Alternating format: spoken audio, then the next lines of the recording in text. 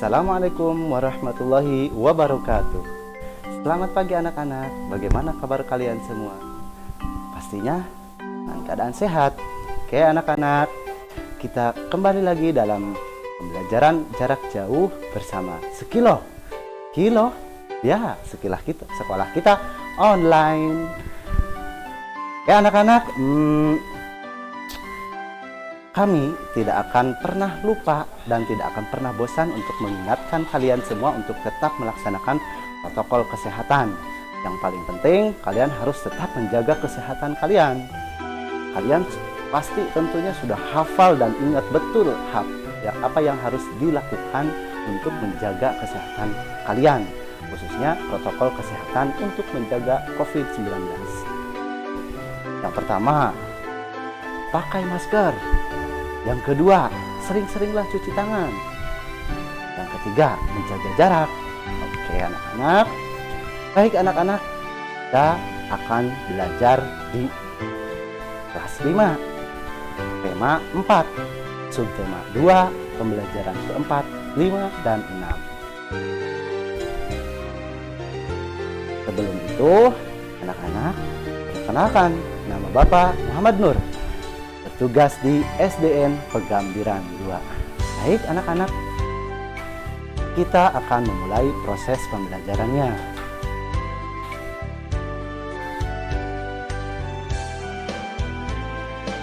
Sebelum belajar, Bapak punya pantun nih. Oke, lihat coba baik-baik. Jalan-jalan ke Pangandaran, mampirlah ke Pantai Batu Hiu. Sebelum kita memulai pembelajaran, janganlah lupa baca doa dulu. Ya, baik anak-anak. Mari kita membaca doa terlebih dahulu supaya kegiatan pembelajaran kita diridhoi Allah dan kalian akan segera untuk memahami materi yang akan diajarkan. Ya Allah ya Rabbi. Bismillahirrahmanirrahim. Rabbi zidni ilman warzuqni fahman. Amin amin ya Allah ya Rabbal alamin.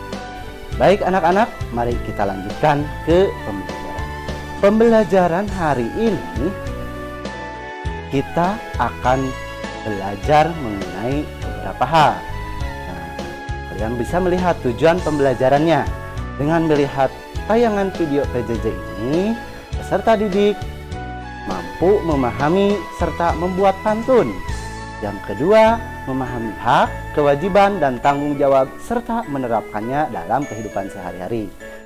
Selanjutnya, memahami bentuk-bentuk interaksi manusia dan mempraktikannya dalam kehidupan sehari-hari.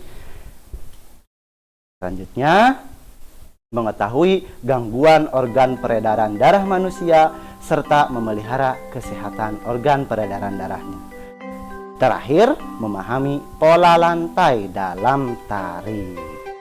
Baik anak-anak, kita akan memulai proses pembelajaran. Pembelajaran yang pertama, kalian sudah mendengar tadi pantun. Pantunnya, nah yang ini, jalan-jalan ke Pangandaran, mampirlah ke Pantai Batu Hiu. Sebelum kita memulai pembelajaran, janganlah lupa baca doa dulu. Anak-anak pasti sudah ingat, sudah diajarkan di pembelajaran sebelumnya, pantun itu ada beberapa cirinya, ada beberapa syaratnya. Dan ingat, pantun itu merupakan puisi lama. Bahasanya tidak perlu baku, tidak perlu dengan EYD yang jelas, tidak perlu. Yang jelas, pantun itu merupakan puisi lama. Bahasanya bebas, bisa kita improv, bisa kita gunakan yang jelas dengan menggunakan bahasa Indonesia. Kalian lihat jalan-jalan ke Pangandaran, mampirlah ke Pantai Batu. Sebelum kita memulai pembelajaran, janganlah lupa baca doa dulu. Dalam keempat baris ini dinamakan bait. Nah, ciri-cirinya yaitu mempunyai bait. Ada 4 baris dalam satu bait itu. Kemudian baris pertama dan baris kedua itu merupakan sampiran. Dan baris ketiga dan baris keempat itu merupakan isi. Nah, coba kalian lihat. Ciri-ciri pantun. Pantun terdiri dari 4 baris dalam satu bait. Tadi bait itu ada 4 baris. Jadi kalau melebihi 4 baris itu berarti bukan pantun, melainkan nanti berlanjut ke puisi. Kemudian setiap baris terdiri dari 8 sampai 12 suku kata. Jadi kalau suku katanya cuma 3, aku, kamu. Nah, berarti itu bukan termasuk ke dalam pantun. Pantun itu minimal 8 sampai 12 suku kata.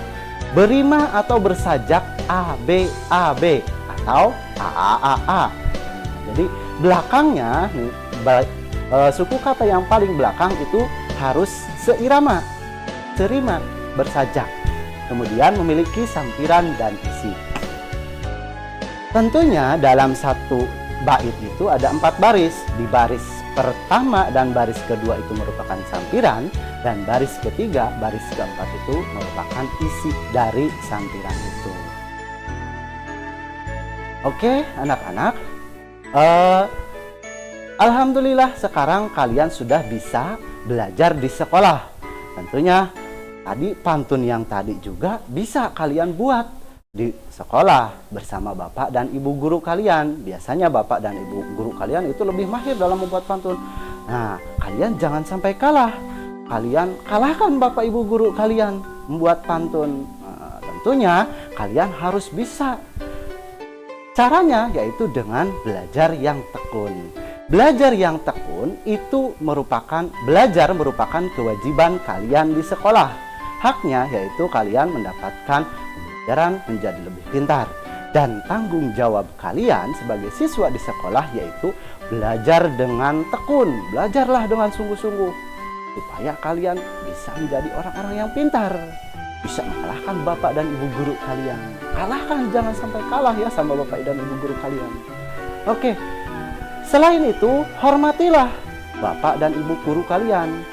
Kewajiban kalian menghormati bapak ibu guru. Lakukanlah tanggung jawab kalian, hormati. Bagaimana caranya?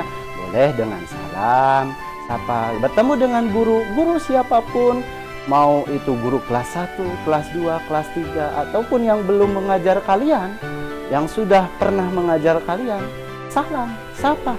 Jangan hanya lewat, jangan hanya melongo untuk melihatnya, bahkan kabur kalau melihat guru. Nah, itu nggak baik ya. Oke, kemudian mematuhi peraturan sekolah. Nah, itu merupakan tanggung jawab kalian sebagai siswa. Patuhilah rambu-rambu sekolah, pakai pakaian seragam, pakai sepatu, rambut cepat, rambut yang pendek, rapi, dan lain sebagainya. Kemudian menjaga nama baik sekolah. Nah, menjaga nama baik sekolah itu penting. Bagaimana caranya? Kalian jangan berlaku nakal di keluar sekolah. Apalagi kalau kalian masih menggunakan seragam sekolah, kalian harus menjaga nama baik sekolahnya. Jangan sampai nama baik sekolah kalian menjadi buruk. Kemudian selanjutnya menjaga kebersihan sekolah. Ini yang paling penting. Kalau tempat kalian belajarnya bersih, sekolah kalian bersih, kalian juga akan nyaman, akan betah di sekolah. Belajar yang tekun, belajar yang rajin itu akan menjadi nyaman. Dan selain itu kalian pasti akan sehat. Insya Allah pasti kalian sehat. Bebas dari virus, bebas dari penyakit apapun. Selanjutnya yaitu menjaga hubungan baik dengan warga sekolah. Nah, ini kita ini sebagai manusia, sebagai makhluk Allah yang diciptakan sebagai manusia. Manusia itu salah satunya sebagai makhluk sosial. Apa itu makhluk sosial? Membutuhkan orang lain. Kalian kekurangan, tidak bawa pensil, tidak bawa pulpen, pinjam ke temannya. Tidak punya uang untuk membeli, pinjam ke temannya terlebih dahulu. Nah, itu merupakan makhluk sosial. Menjaga hubungan baik dengan warga sekolah. Warga sekolah itu siapa saja? Bapak guru, ibu guru, penjaga, semua yang ada di sekolah itu merupakan warga sekolah. Jagalah hubungan baik. Berinteraksilah dengan mereka. Berinteraksilah dengan baik. Jangan saling membuli, saling ejek-ejekan. Jangan seperti itu. Karena pasti suatu saat kita akan membutuhkan orang lain. Jadi jagalah hubungan baik dengan warga sekolah. Bertemanlah dengan baik. Jangan sampai kita punya musuh. Nah, jadi apa itu tanggung jawab?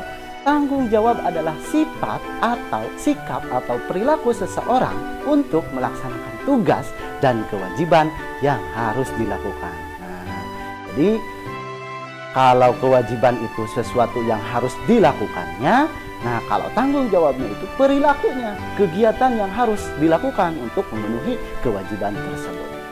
Baik anak-anak, tadi kalian sudah belajar bagaimana cara berinteraksi yang baik. Nah, kemudian tanggung jawabnya kalian menjaga kebersihan kelas. Baik, kalau kalian bersih, kalau sekolahnya bersih, sekolah bersih, kelas bersih, apalagi di rumah sudah bersih, nah itu akan menjadi sehat. Sehat. Nah, kalau sehat berarti enak segala-galanya. Kemudian peredaran darah pun akan lancar. Apa saja yang biasa terjadi pada gangguan peredaran darah manusia? Yang pertama, jantung koroner. Yang kedua, hipertensi. Yang ketiga, hipotensi. Yang keempat, thalassemia. Yang kelima, anemia. Hemofilia dulu, kemudian ada anemia. Dan seterusnya, banyak sekali gangguan peredaran darah pada manusia. Ini terjadi kalau kalian itu tidak sehat. Selain lingkungan yang bersih, tempat yang bersih, kalian juga harus menjaga tubuh kalian tetap bersih. Itu merupakan tanggung jawab terhadap diri sendiri. Mandi, gosok gigi, cuci tangan, pakai masker, itu merupakan tanggung jawab kalian terhadap diri sendiri untuk menjaga kebersihan, untuk menjaga kesehatan supaya tidak jadi nih gangguan peredaran darah pada manusia. Selain itu, kalian juga bisa melakukan dengan olahraga. Jantung koroner, hipertensi, hipotensi ini bisa diimbangi dengan olahraga. Kalau dengan olahraga berarti peredaran darah kita akan lancar. Kalau peredaran darah kita lancar, tentunya pasti tidak akan berdampak pada terjadinya gangguan peredaran darah manusia. Selain olahraga yang sering kalian lakukan, main bola, lari, main sepeda dan lain-lain, tari juga termasuk ke dalam olahraga loh. Nah, di dalam tari ada jenis-jenis pola lantainya. Ada yang lurus, pola lantai lurus ke samping. Ada yang lurus ke depan, bukan ke atas ya, susah. Ada yang diagonal dalam bentuk X, kemudian ada yang zigzag, ada yang lingkaran, ada yang lengkung ke depan, ada yang lengkung ke belakang. Nah, menari juga termasuk salah satu kegiatan olahraga. Pola-polanya bisa kalian lihat seperti ini, yang lurus. Coba nanti kalian perhatikan kalau yang lari, pola-polanya tidak jauh dari yang ke-7 pola lantai ini. Selain ke-7 ini ada juga pola kombinasi. Bisa disatukan, bisa dipadukan pola lurus dengan pola lurus ke samping dengan pola lurus ke depan. Diagonal dengan pola lingkaran itu tidak masalah. Yang penting ada kegiatan tari. Tari itu menggerakkan seluruh badan dari kepala sampai kaki. Kepala lenggak-lenggok, tangan putar-putar, badan goyang-goyang, pinggul goyang-goyang, kaki digoyang diputar. Nah, itu semua merupakan kegiatan olahraga. Baik anak-anak, itu saja yang bisa Bapak jelaskan dalam pembelajaran jarak jauh kali ini. Kesimpulannya, yang pertama, ingat, pantun itu terdiri dari satu bait. Satu bait itu terdiri dari 4 baris. Terdapat 8-12 suku kata di tiap baris. Berima A, B, atau A. Terdiri dari sampiran dan isi. Kemudian, tanggung jawab adalah perilaku untuk melaksanakan tugas kewajiban. Kemudian yang selanjutnya bentuk-bentuk interaksi manusia. Kalian sebagai manusia harus sering berinteraksi. Selanjutnya gangguan peredaran darah pada manusia. Contohnya jantung koroner, hipertensi, thalassemia, hemofilia, anemia, dan lain-lain, masih banyak lagi. Kemudian jenis pola lantainya yaitu tari, jenis pola lantai tari yaitu depan, diagonal, zigzag, lingkaran, setengah lingkaran, dan ada juga pola lantai kombinasi. Baik anak-anak, kita sebelum Bapak tutup pembelajarannya, Bapak punya tugas dulu nih. Nah, kalian cari nih gangguan peredaran darah manusia lainnya selain yang tadi disebutkan, atau yang tadi disebutkan kalian cari nih pengertiannya, apa itu jantung koroner, hipertensi, hipotensi, dan bagaimana cara mencegahnya. Kalian kerjakan di buku kalian, tulis di buku kalian supaya ingat. Kalau lupa, ada di buku, bisa dibaca. Baik anak-anak, itu saja tugasnya. Nanti kalian silahkan mau diserahkan ke wali kelas kalian masing-masing. Nanti silahkan wali kelas kalian yang menilainya. Sebelum Bapak tutup, Bapak punya pantun nih. Pagi-pagi ibu pergi ke pasar. Beli tepung terigu 1 kilo. Kalau kalian ingin tetap pintar, saksikan terus sekilo. Oke, assalamualaikum warahmatullahi wabarakatuh.